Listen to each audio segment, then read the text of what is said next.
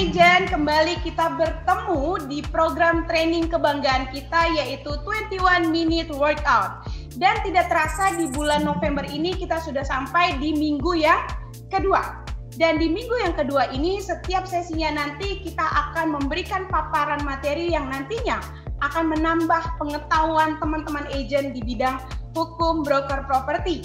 Khususnya di sesi pertama hari ini kita akan berbicara tentang hukum waris dalam penjualan properti, teman-teman agent.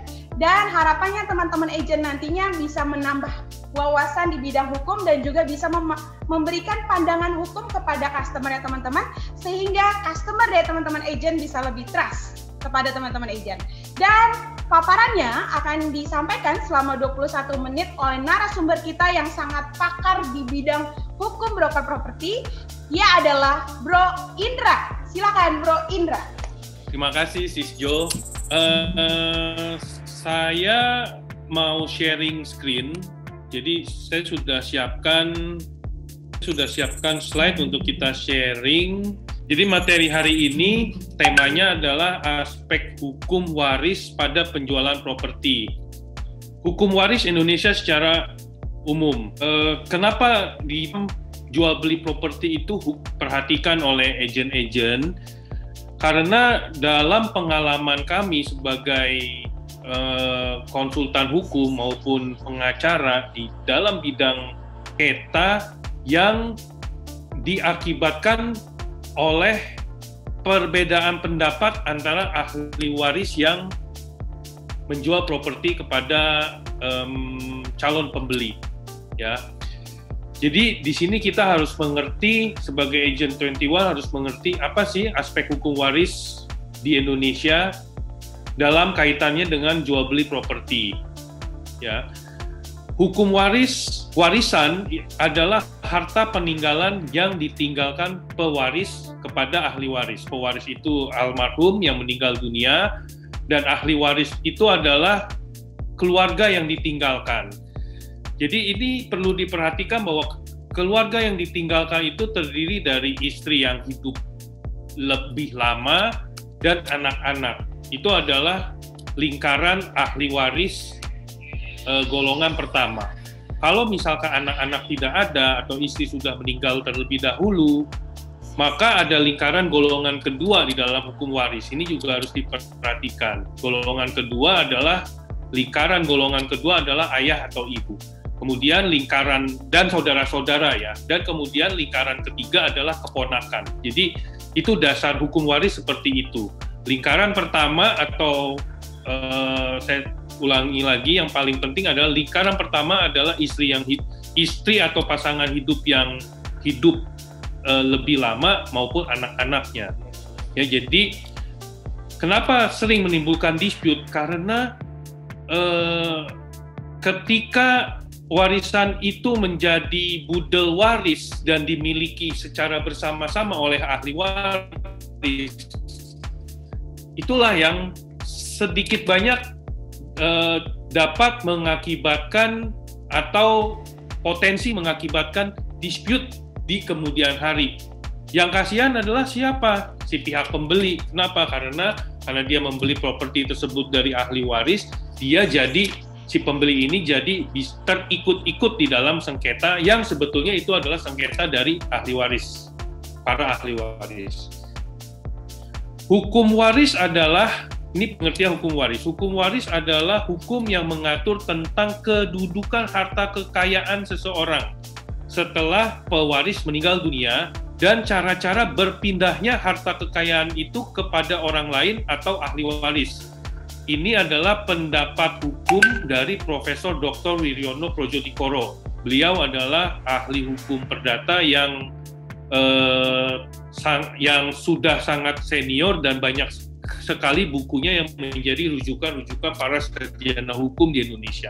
Kemudian di Indonesia, di negara kita ini, terdapat 3 aturan hukum yang mengatur mengenai ahli waris. Ini juga sangat penting untuk diperhatikan, yaitu 1, hukum waris Islam. Di mana hukum waris Islam diatur ada di pasal 171 sampai pasal 214 kompilasi hukum Islam. Hukum waris Islam ini berlaku untuk warga negara Indonesia yang beragama Islam. Jadi kalau ahli waris tersebut, pewaris atau ahli waris itu bukan beragama Islam, maka tidak berlaku hukum waris Islam. Kemudian yang kedua adalah hukum waris perdata. Hukum waris perdata ini diatur di pasal 830 sampai 1130 KUH Perdata. Kepada siapa hukum waris perdata ini berlaku? Waris perdata berlaku untuk 1, orang-orang non-Islam, ya, non-Muslim yang yang keturunan, kebanyakan yang keturunan. Dia berlaku untuk warga negara Indonesia keturunan, misalkan Tionghoa, kemudian ya warga negara Indonesia yang berketurunan Arab kalau dia sepanjang tidak beragama Islam. Ya. Kemudian yang ketiga adalah hukum waris adat. Pengaturan dari hukum waris adat ini terdapat di masing-masing daerah adat yang bersangkutan. Misalkan kalau di Sumatera Utara ya berlaku bisa aja ada hukum waris Batak atau hukum waris orang Minang, orang Padang, itu dapat diberlakukan. Kenapa di Indonesia mengenal 3 aturan hukum waris? Karena sifat dari hukum waris ini dapat dipilih, jadi tidak mengikat. Contohnya misalkan, seorang warga negara Indonesia yang yang beragama Muslim atau Islam, tapi kebetulan dia orang Minang atau orang Minang.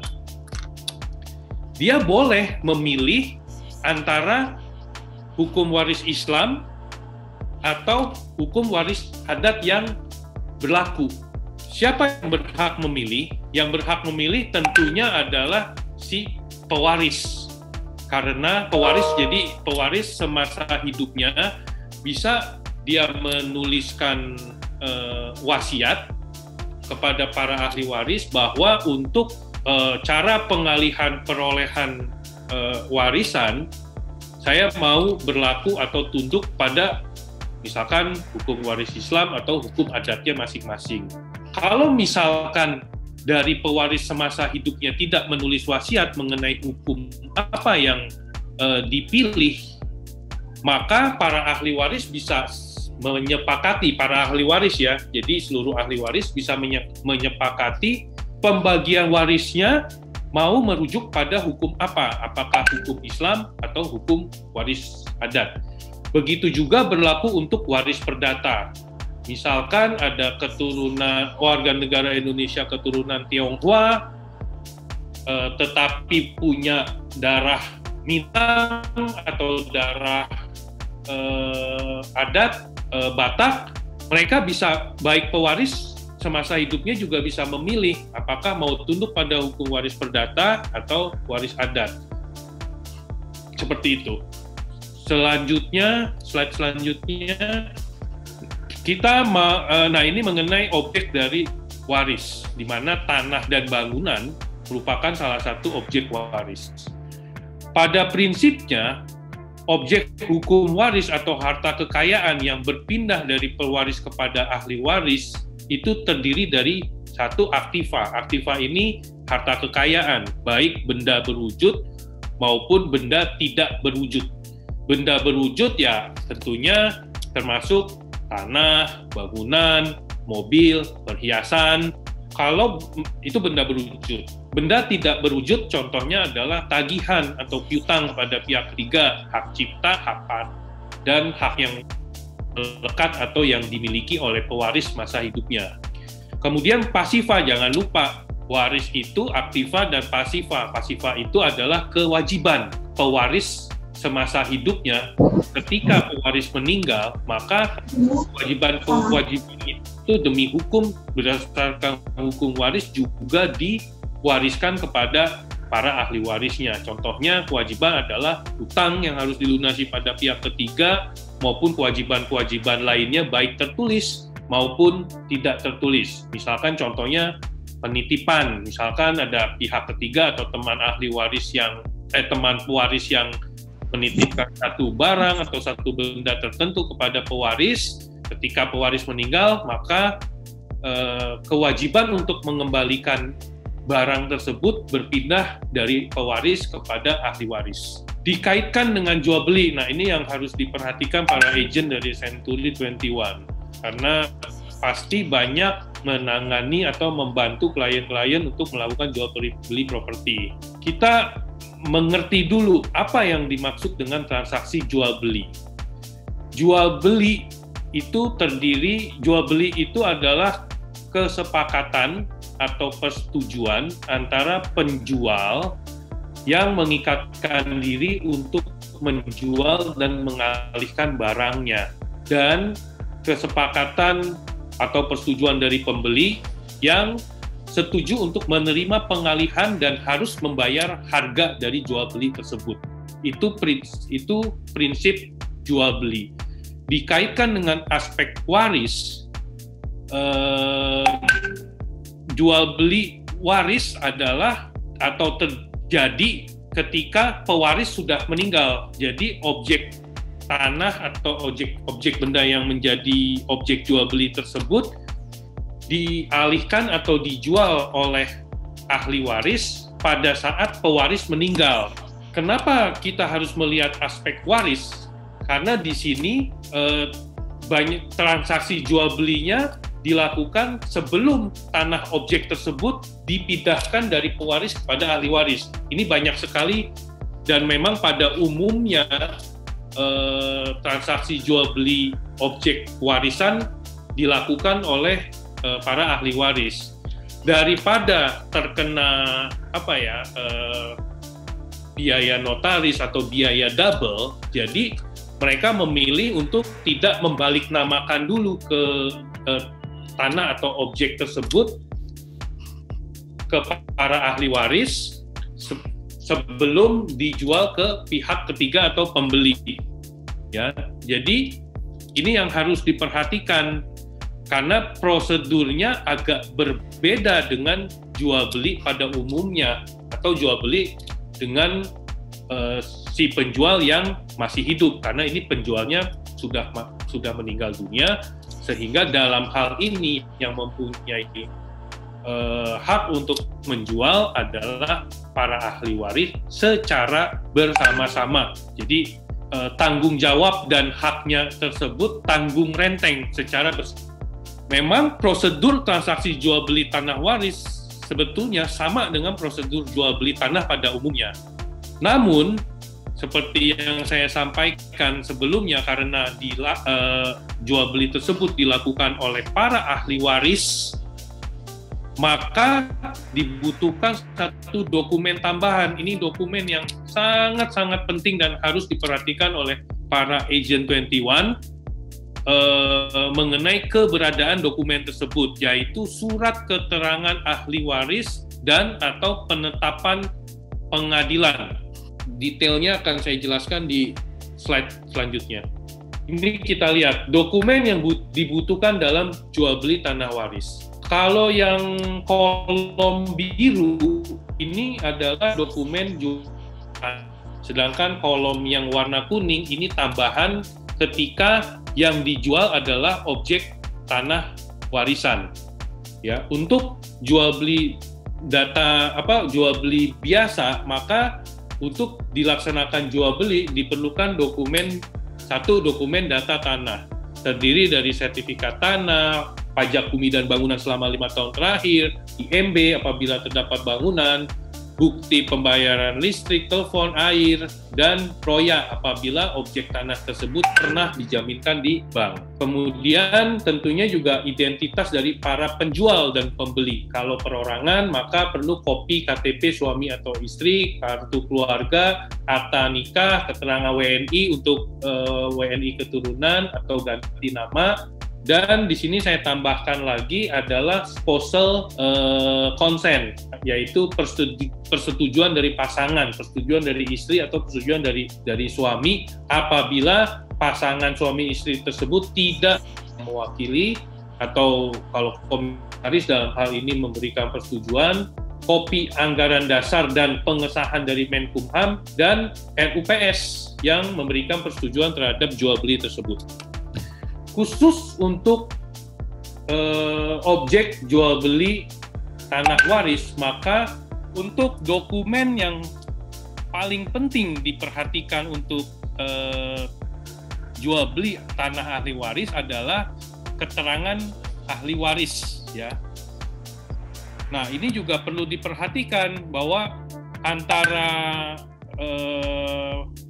orang pribumi yang beragama Islam atau warga negara Indonesia yang keturunan atau yang non-Muslim, ini agak berbeda surat keterangan warisnya. Untuk yang beragama Muslim, WNI yang beragama Muslim, maka keterangan warisnya cukup dibuat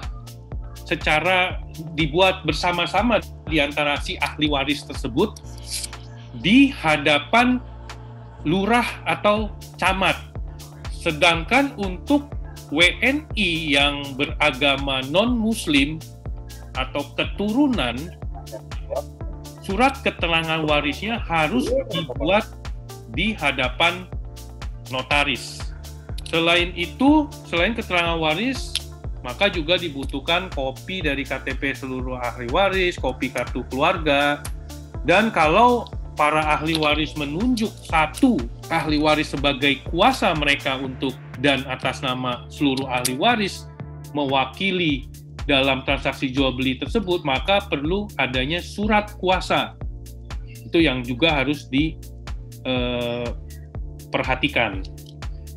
Kemudian slide selanjutnya. Nah, ini saya sudah rangkum dari pengalaman kami hal-hal apa saja yang harus diperhatikan dalam jual beli tanah waris. Bagi pihak pembeli harus selalu memastikan atau melakukan pemeriksaan terhadap keterangan waris guna memastikan seluruh ahli waris benar-benar merupakan pihak yang berhak untuk menjual tanah waris tersebut guna menghindari potensi gugatan di kemudian hari.